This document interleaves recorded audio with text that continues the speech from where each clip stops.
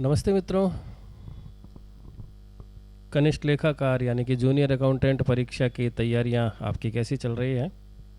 वैसे हम भी आपके साथ में पढ़ाई कर रहे हैं और आपके लिए कुछ क्वेश्चंस तैयार किए हैं, तो उनके वीडियो आप तक पहुंचाने की कोशिश कर रहे हैं।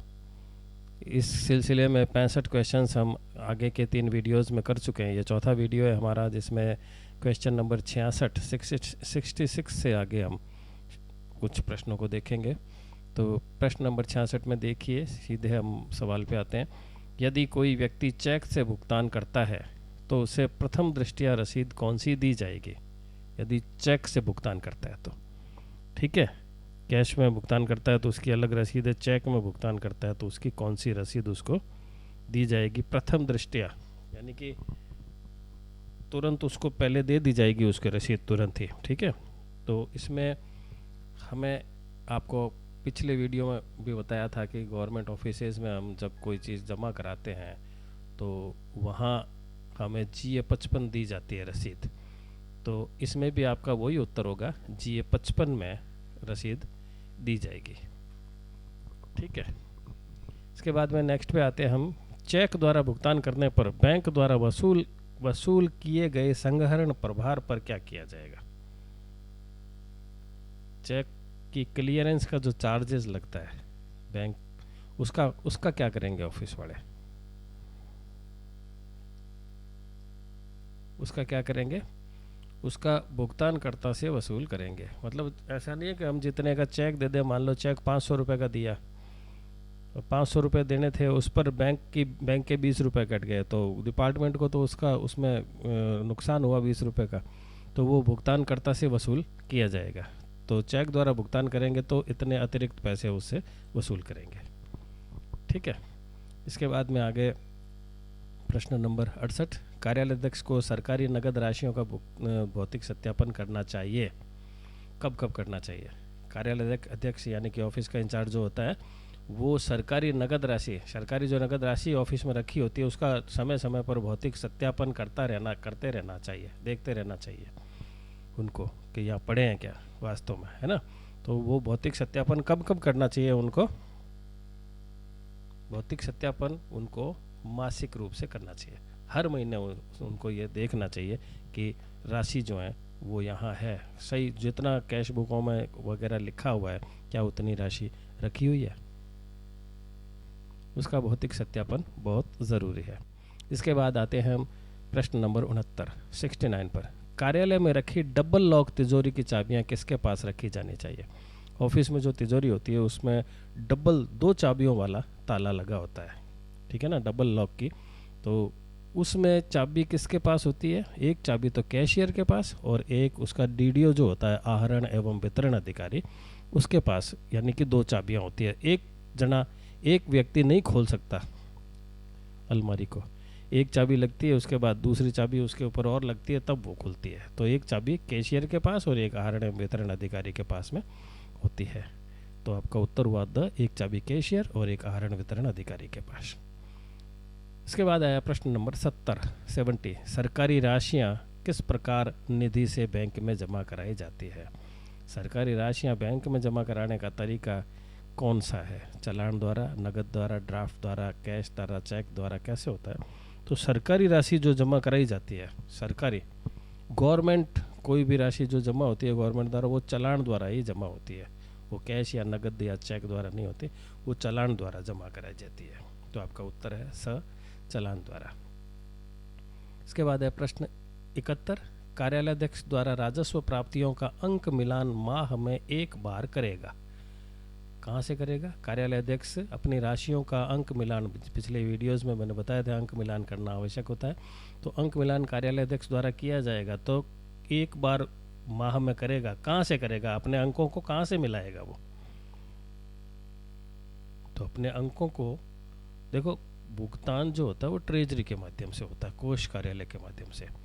तो उसको भी अपना राजस्व प्राप्तियों का अंक मिलान जो है वो कोष कार्यालय से करना होता है। तो आपका उत्तर है कोष कार्यालय से।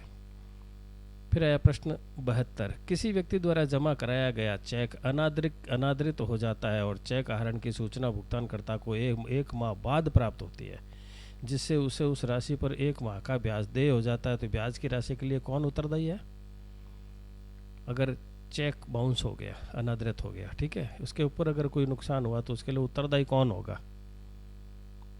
आप बताएं, इसके लिए उत्तरदायी कौन होगा?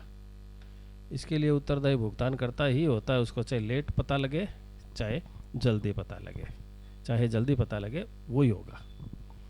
ठीक है मित्रों, इसके बाद आते हैं अपन क्वेश्चन नंबर 73 पर, 73। चेक द्वारा भुगतान किस तिथि को प्रस्तुत करने पर मना किया जा सकता है? यानी चेक द्वारा हरदम थोड़ी ले सकते हैं, कोई एक निश्चित तारीख तो होगी ना भाई, इतने तारीख तक या इतने दिनों पहले तक ये चेक से भुगतान। जैसे बिजली वगैरह के बिलों में होता है चेक द्वारा भुगतान, नगद भुगतान की अलग अलग तिथियाँ होती है, उसी तरह से चेक भुगतान की तिथि होती है। तो चेक भुगतान की तिथि किस तिथि तक हो सकती है? तो इसमें है चेक भुगतान की तिथि भुगतान प्राप्त करने की अंतिम तिथि तक। भुगतान प्राप्त करने की, यानी जैसे आपका बिल 3 तारीख तक का है कि 3 तारीख तक भुगतान करना है, तो 3 तारीख तक आप चेक से भुगतान कर सकते हो। ठीक है, इसके बाद आ जाते हैं हम क्वेश्चन नंबर 74, 74 पर। यदि किसी भुगतान की अंतिम तिथि माह की 14 तारीख है और उस दिन चेक से भुगतान हेतु चेक सक्षम अधिकारी को सौंप दिया जाता है और उस चेक का क्लियरेंस 15 तारीख को हो जाता है, तो भुगतान, यानी कि अंतिम तिथि तो 14 है, उस दिन सौंप भी दिया उसने चेक और उसका क्लियरेंस अगले दिन हुआ, मतलब एक दिन बाद उसका क्लियरेंस हुआ, तो क्या भुगतान समय पर किया हुआ माना जाएगा या विलंब से किया हुआ माना जाएगा, या विलंब शुल्क वसूला जाएगा, या और ब और स दोनों ही लागू होंगे? मतलब कौन सी बात इसके अंदर लागू होएगी? तो इसमें इसके क्वेश्चन के उत्तर में क्या है? इस क्वेश्चन के उत्तर में यह है कि अगर वो चेक 14 तारीख उसकी थी, उस दिन उसने चेक यदि दे दिया है तो वो चेक समय पर भुगतान किया हुआ माना जाएगा। इसलिए क्योंकि चेक द्वारा भुगतान कर सकता है अंतिम तिथि तक, अंतिम तिथि को चेक द्वारा किया हुआ भुगतान उसका माना जाएगा। ठीक है, आते हैं 75वें क्वेश्चन पर। शिक्षा विभाग के लिए रसीद बुकों का प्रारूप कौन से जीए फॉर्म में है? शिक्षा विभाग के लिए, शिक्षा विभाग के लिए अलग से है भाई। तो शिक्षा विभाग बाकी सब के लिए 55 है जीए, हमारे शिक्षा विभाग के लिए है जीए 56। तो शिक्षा विभाग अगर कोई रसीद देगा तो आपको जीए 56 देगा, जीए 55 नहीं देगा। Question number 76, 76। रसीद बुक काम में लेने से पूर्व उसके पृष्ठों की गणना कर अंकित किए जाने वाले प्रमाण पत्र पर हस्ताक्षर कौन करेगा? रसीद बुक मित्रों जो भी होती है उसके 1 से लेकर जितने 100 तक या जितने भी पृष्ठ होते हैं उसकी गणना करके रसीद बुक के ऊपर पहले लिखा जाता है कि इस रसीद बुक में इतने पृष्ठ हैं। उसको प्रमाणित कौन करता है, उसका प्रमाण पत्र पर कौन हस्ताक्षर करेगा, ये इस सवाल में पूछा गया है। तो इस सवाल का सीधा जवाब है कि डीडीओ करेगा, जो ड्राइविंग और डिस्पर्सिंग ऑफिसर जो है उसका आहरण एवं वितरण अधिकारी, वो ही उसके ऊपर प्रमाण पत्र अंकित करेगा कि इसके अंदर इतने पृष्ठ हैं। फिर आया रसीद पर हस्ताक्षर करने हेतु कौन सक्षम है? 77 नंबर। रसीद पर हस्ताक्षर जो प्राप्ति की है, जैसे कोई राशि प्राप्त की है तो उसकी अगर रसीद दी है ऑफिस में तो उसके ऊपर हस्ताक्षर कौन करेगा? उसके ऊपर हस्ताक्षर कोई भी कर सकता है। कोई भी का मतलब है उस ऑफिस का डीडीओ कर सकता है, कैशियर कर सकता है, उसका अकाउंटेंट कर सकता है, और इसलिए उत्तर होगा इसका सभी। उस ऑफिस में जो जिसको भी रसीद देंगे भी, आप रसीद काट दो, इनसे पैसे ले लो और रसीद काट दो, तो उसके ऊपर उस रसीद पर वो हस्ताक्षर कर सकता है। कोई भी उसके ऊपर हस्ताक्षर कर सकता है जो उस ऑफिस वाले सौंपते हो। फिर आया प्रश्न 78, 78 क्वेश्चन में देखिए क्या लिख रहा है। यदि राशि बिल में से कटौती कर वसूल की जाती है तो, अगर बिल उसका बना हुआ उसमें से बिल में से अगर राशि काटी जाएगी तो क्या कंडीशन लागू होगी? रसीद काटी जाएगी या रसीद नहीं काटी जाएगी, या रसीद भुगतानकर्ता के चाहने पर काटी जाएगी, या रसीद कार्यालय अध्यक्ष के विशेष निर्देश से काटी जाएगी। तो इसमें अगर बिल में से अगर काटी है तो उसको रसीद देना ज़रूरी है। अगर वो मांगता है तो रसीद भुगतानकर्ता के चाहने पर काटी जाएगी। अगर भुगतानकर्ता कहता नहीं मेरे को तो रसीद दो, तो उसको रसीद देनी जरूरी होगी। ठीक है, 79 79 प्रश्न, मनी ऑर्डर, चेक या ड्राफ्ट प्राप्ति का रजिस्टर किस प्रारूप में रखा जाएगा। देखो मनी ऑर्डर आता है, चेक आता है, ड्राफ्ट आता है, उसकी पहले एंट्री होती है, उसका एक रजिस्टर बनता है। ऐसे ही तो नहीं कि ले लिया और रख लिया फिर उसका पता ही नहीं लगता क्या आया क्या नहीं आया।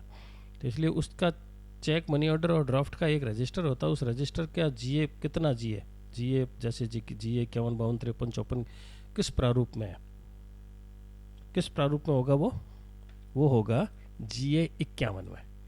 जीए 51 प्रारूप होगा उस रजिस्टर का जिसमें मनी ऑर्डर, चेक और ड्राफ्ट प्राप्ति एंट्री की जाती है। ठीक है, इसके बाद आते हैं क्वेश्चन नंबर 80 पर। 80 नंबर क्वेश्चन है, रोकड़ पुस्तिका पर कार्यालय अध्यक्ष द्वारा हस्ताक्षर करने से पूर्व रोकड़िए यानी कि कैशियर के अलावा किसके द्वारा जांची जाएगी। इसमें थोड़ा गलत छप गया, इसमें रोकड़िए के अलावा किसके द्वारा जांची जाएगी रोकड़ पुस्तिका। ठीक है, तो इसमें एक व्यक्ति अन्य कोई और हो सकता है, लेखाकार हो सकता है, कनिष्ठ लेखाकार हो सकता है, उक्त में से कोई भी स्थिति यथा जैसी भी उसकी स्थिति हो। लेकिन फिर भी हम ये क्लियर कर लें यहाँ पे कि रोकड़ पुस्तिका पर कार्यालय अध्यक्ष द्वारा हस्ताक्षर करने से पूर्व रोकड़िए के अलावा यानी कैशियर उस पर साइन करता ही करता है कैश बुक पर, लेकिन उसके अलावा और किसी से भी कंपाइल करवा लेता है, वो उसके बाद में कार्यालय अध्यक्ष साइन करता है। तो किसी से भी करवाया जा सकता है, लेखाकार हो, कनिष्ठ लेखाकार हो, रोकड़िए के अलावा अन्य व्यक्ति हो, कोई भी हो। तो उक्त में से कोई भी यथा स्थिति जैसी कि उसकी स्थिति हो ऑफिस की, उसके आधार पर किसी से भी वो साइन एक व्यक्ति से साइन करवा सकता है। ठीक है, यहाँ तक उम्मीद करता हूँ आपको सब समझ में आया होगा आराम से। अब आते हैं रोकड़ पुस्तिका से संबंधित ही अगला क्वेश्चन, क्वेश्चन नंबर 81। रोकड़ पुस्तिका में निषिद्ध है यानी कि मना है, क्या करना मना है रोकड़ पुस्तिका में। कटिंग मना है, ओवर राइटिंग करनी यानी कि लिखे हुए के ऊपर लिखना भी मना है, करेक्टिंग फ्लड इंक लगा के सफ़ेद वाली स्याही लगा के उसके ऊपर लिखना भी मना है, ऑल ऑफ अबव। तो इसका मतलब उत्तर यही होगा कि ऑल ऑफ द अबव यानी ऊपर वाली कंडीशंस कोई भी रोकड़ पुस्तिका में अलाउ नहीं है। कटिंग करना मना है, ओवर राइटिंग करना मना है, करेक्शन करना मना है, इसलिए ऑल ऑफ द अबव इसके अंदर लिखा जाएगा। ठीक है, तो ये कौन सा हुआ, 81वां क्वेश्चन हुआ अपना, और 81वें क्वेश्चन का उत्तर हुआ ऑल अबव। इसके बाद आ गया 82, भुगतान पक्ष में लाल स्याही से लिखी जाने वाली कौन सी प्रविष्टि होगी। भुगतान पक्ष में लाल स्याही से लिखी जाती है, देखो एक तो प्राप्तियां और एक भुगतान पक्ष होता है। कैश बुक में दो पक्ष है, एक तरफ प्राप्तियां आती है एक तरफ। तो इसमें लाल स्याही से लिखने वाली कौन सी राशि है, लाल स्याही से कौन सी राशि लिखी जाती है, जब किसी को अग्रिम दिया जाता है, एडवांस जिसको दिया जाता है ना, एडवांस का मतलब है लोन वगैरह या एडवांस पैसा जिसको दिया जाए। ठीक है, तो इसमें अस्थायी अग्रिम, इसका उत्तर होगा अस्थायी अग्रिम जो होगा, यानी कि अस्थायी है ये स्थायी नहीं है, टेम्परेरी एडवांस जो दिया जाएगा उसको लाल स्याही से लिखा जाएगा। ओके, चलते हैं 83वें क्वेश्चन पर। इसमें है रोकड़ शॉप में शामिल होंगे, रोकड़ शॉप में क्या क्या शामिल होंगे, क्या क्या माना जाएगा रोकड़ में। रोकड़ में किस किस को रोकड़ कहेंगे हम लोग, देखो रोकड़ किस किस को कहेंगे ये यही पूछना चाह रहा है। तो अस्थायी अग्रिम को भी रोकड़ मानेंगे, रोकड़ कैश जो पड़ी है उसको भी रोकड़ मानेंगे, चेक और ड्राफ्ट पड़ा है वो भी रोकड़ ही माना जाएगा। इसका मतलब वह उत्तर हुआ आपका उक्त सभी, ये सारी कंडीशंस रोकड़ की है।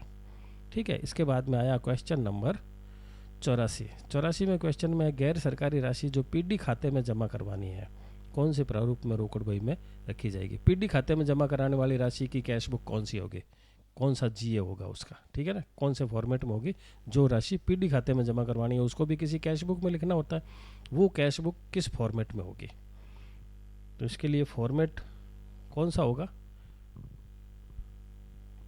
कैश बुक के लिए फॉर्मेट कौन सा होगा, इसके लिए होगा फॉर्मेट GA 50। ठीक है, आगे चलते हैं। नगद शेषों की आकस्मिक जांच इनमें से किसके द्वारा की जा सकती है। नगद शेष यानी कि ऑफिस में जो नगद राशि पड़ी हुई रहती है उसकी अचानक जांच कौन कर सकता है इनमें से।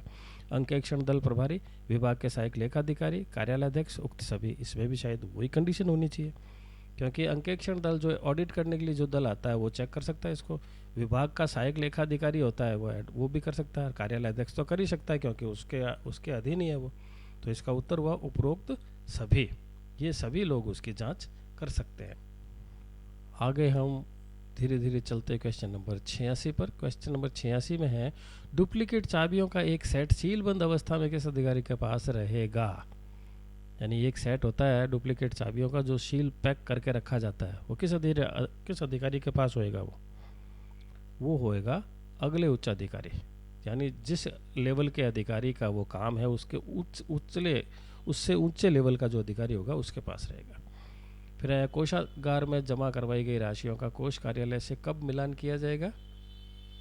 राशियों का कब मिलान किया जाता है कोषागार में, ये शायद प्रश्न पहले भी हमारे पास में आ चुका, ठीक है ना। ये प्रत्येक माह अंक मिलान जो उसका होता है प्रत्येक माह होता है, ठीक है। तो हर महीने उसका मिलान किया जाएगा। फिर आ गया यदि प्राप्त राशि दो अलग अलग पदों की है तो, अलग अलग पदों की नहीं बोले अलग अलग मदों की है, ये गलत छप गया यहाँ पे। तो उसकी रसीद एक ही काटी जा सकती है, अलग अलग काटी जाएगी, या कार्यालय विवेक के अनुसार या रोकड़िए के विवेक के अनुसार। विवेक इसमें कुछ नहीं कहता, इसमें विवेक का कोई काम नहीं होता है। इसमें रसीद जो है वो एक ही काटी जा सकती है। फिर उसको क्लासीफाई वो लिखने में क्लासीफाई कर देंगे, इतनी राशि इसमें से इतनी इसकी और इतनी इसकी, ठीक है। अब आया क्वेश्चन नंबर 89 यदि प्राप्त राशि दो अलग अलग मदों की हो, जैसे ऊपर आया दो अलग अलग मदों की, देखो ये पदों आ गया था ना, ये मदों आ गया यहाँ पे, मदों की हो तो जमा कैसे कराएंगे, एक चालान से या दो चालान से। जैसे प्राप्ति के लिए तो एक ही रसीद काटी है, और जमा करानी है तो उसके लिए जमा जब करानी है तो फिर अलग अलग चालान जमा होंगे, क्योंकि अलग अलग हेड उसका लिख के उस हेड में जमा करानी पड़ेगी, अलग अलग मद लिखने पड़ेंगे, ये इस मद की राशि है तो उस मद में जमा होगा। तो जमा कराते वक्त उसको दो अलग अलग चालान जमा कराने होंगे, ठीक है। इसके बाद आया इस वीडियो का हमारा अंतिम सवाल, चालान के छपे हुए प्रपत्र जमाकर्ता को देने का क्या शुल्क होगा। चालान का छपा हुआ प्रपत्र, फॉर्म जो देते हैं चालान का फॉर्म जिसके ऊपर राशि भर के वो जमा कराता है मान लो, तो उसको देने का कितना खर्चा वसूल करेंगी गवर्नमेंट। तो ये कोई वसूल नहीं करेगी, ये निःशुल्क दिया जाएगा उसको। चालान के छपे हुए प्रपत्र को जमाकर्ता को जमा कराने के लिए कोई राशि आता है तो चालान का प्रपत्र जो देंगे ना, इसमें भर के दे दो भैया, तो वो बिल्कुल निःशुल्क दिया जाएगा, उसके पैसे नहीं लगेंगे। तो आशा करते हैं कि ये 90 प्रश्नों तक आपके सब कुछ अच्छी तरह समझ में आया होगा। आप इस वीडियो बल्कि इन वीडियोस को आप बार बार देखें, जितनी बार इन वीडियो को देखेंगे उतनी बार आपके ये चैप्टर एकदम क्लियर होते जाएंगे। और ये बहुत इंपॉर्टेंट क्वेश्चंस हैं जो बार बार अलग अलग परीक्षाओं में जूनियर अकाउंटेंट की पूछे जा सकते हैं, पूछे भी गए हैं, कई बार पूछे भी गए। तो इनको आप ध्यान से पढ़ें, निश्चित रूप से ये आपके बहुत काम आएंगे। बहुत बहुत धन्यवाद।